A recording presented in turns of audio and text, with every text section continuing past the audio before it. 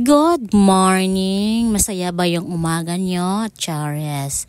Anyway, sure ako na tanghali or hapon nyo to mapapanood. Kasi, syempre, maya-maya ko pa to i-upload, no? Ganun talaga, pag na-invite ka, diba? Wag kang dyan. Anyway, nagising na nga ako dahil nga sa sinat ng araw, lumalagpas na dito sa window. So, kailangan natin magising dahil nga sa sobrang init.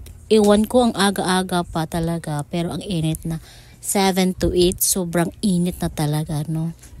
So, pagkagising ko, syempre, una kong ginagawa ay nagtutupi ng komot ko. Since ako lang naman dito sa kwarto, hindi naman siya masyadong magulo.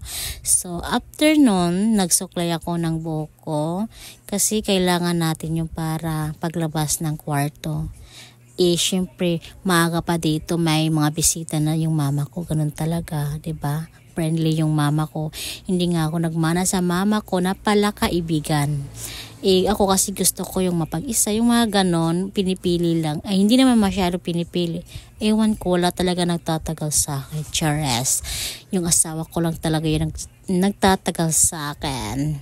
Yun na nga, no, yung ginagawa ko after ko magsuklay, binubuksan ko yung window pero iniiwan ko yung screen. Siyempre, malapit tayo sa highway, yung mga usok ng sasakyan na dumadaan dito.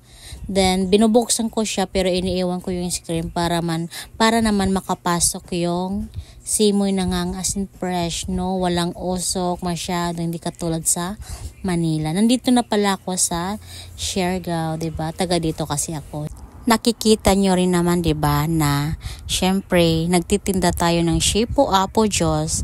Of course, ina-apply din natin sa sarili natin. And then, kasi alam mo ba, ang kagandahan kasi nito, kahit puyat ka o stress, pag umiinom ka nito tapos sinasabayan mo ng Beauty White Capsule, of course, ang ganda ng skin, ang ganda ng glow mo, hindi ka halatang haggard.